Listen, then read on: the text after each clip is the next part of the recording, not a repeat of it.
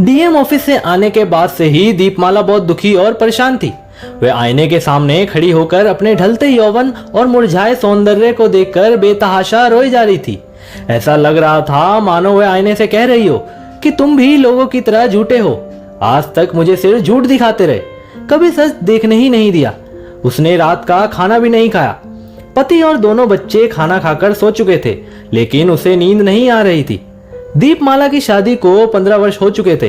पति और दोनों बच्चों के साथ उसका जीवन अब तक सुखी पूर्वक ही व्यतीत हुआ था। जी भरकर रो लेने के बाद वह अपने बेडरूम में आई। वहां उसने सोए हुए अपने पति को गौर से देखा। आज पहली बार उसका पति उसे बदसूरत दिख रहा था। दीपमाला की बेचैनी बढ़ती जा रही थी। रुद्रव्रत, यही नाम था उसका, जिसे आज डीएम चैम्बर में देखने के बाद से दीपमाला को सिर्फ सच दिख रहा था।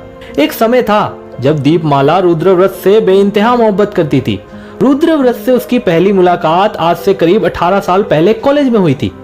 मुस्कुराता चेहरा, गठीला बदन, शरारती आंखें, कॉलेज की लड़कियां उसे सलमान कहकर पुकारती थी। उसे देखते ही दीपमाला को पहली नजर वाला प्यार हो गया था। यूं तो कॉलेज की सभी लड़कियां अपने सलमान की ऐश्वर्या बनने की कोशिश में लगी हुई थी, लेकिन दीपमाला बाजी मार गई। 3 वर्षों तक दीपमाला रुद्रव्रत के प्रेम की डोर से बंधी रही, लेकिन कॉलेज की पढ़ाई खत्म होते होते उसे लगने लगा कि सुखी जीवन सिर्फ प्रेम से प्राप्त नहीं किया जा सकता। इसलिए उसने खुद को इस प्रेम रूपी डोर से मुक्त कर लिया और एक अमीर बिजनेसमैन से शादी कर ली। वो कहते हैं ना कि अतीत से कभी पीछा नहीं छूटता। आज दीपमाला के साथ भी कुछ ऐसा ही हुआ था। अगले हफ्ते दीपमाला के बड़े बेटे का जन्मदिन था और वह इस बार जिले की नई जिलाधिकारी को भी इस खुशी के मौके पर आमंत्रित करना चाहती थी। इसलिए उन्हें आमंत्रित करने के लिए वह अपने पति के संग डीएम ऑफिस गई थी। कुछ देर अतिथि कक्ष में इंतजार करने के बाद जब वह डीएम के चैम्बर में दाखिल हुई तो अप्सरा जैसी खूबसूरत जिलाधिकारी को देखकर वह दंग रह गई। उसने सोचा शायद ब्यूटी विद ब्रेन इसी को कहते हैं।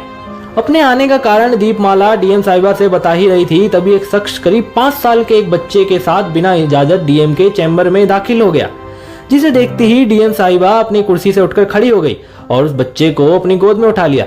वह व्यक्ति डीएम साहिबा से मुखातिब होते हुए बोला, आरव आज बहुत जिद करने लगा कि मम्मी से मिलना है, इसलिए लाना पड़ा।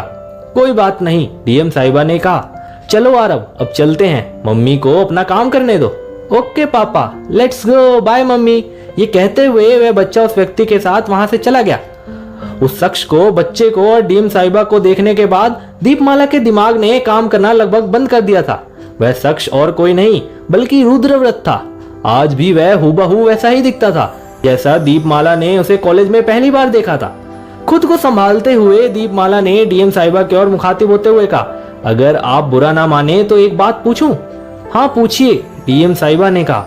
आपके पति क्या करते हैं? डीएम साहिबा ने मुस्कुराते हुए कहा, मुझसे बेइंतहा प्यार। दीपमाला समझ गई थी कि पैसा ही सब कुछ नहीं होता। पैसा जिंदगी सरल जरूर कर देता है, लेकिन जिंदगी जीने का मजा तभी है जब उसमें प्यार हो। दोस्तों, आपकी इस वीडियो के बारे में क्या राय है कमेंट में जरूर बताइएगा और इसी तरह की इंस्पिरेशनल वीडियोस देखने के लिए लाइक एवं फॉलो जरूर कीजिएगा। तो मिलते हैं अगले वीडियो में। आपका बहुत बहुत धन्यवाद।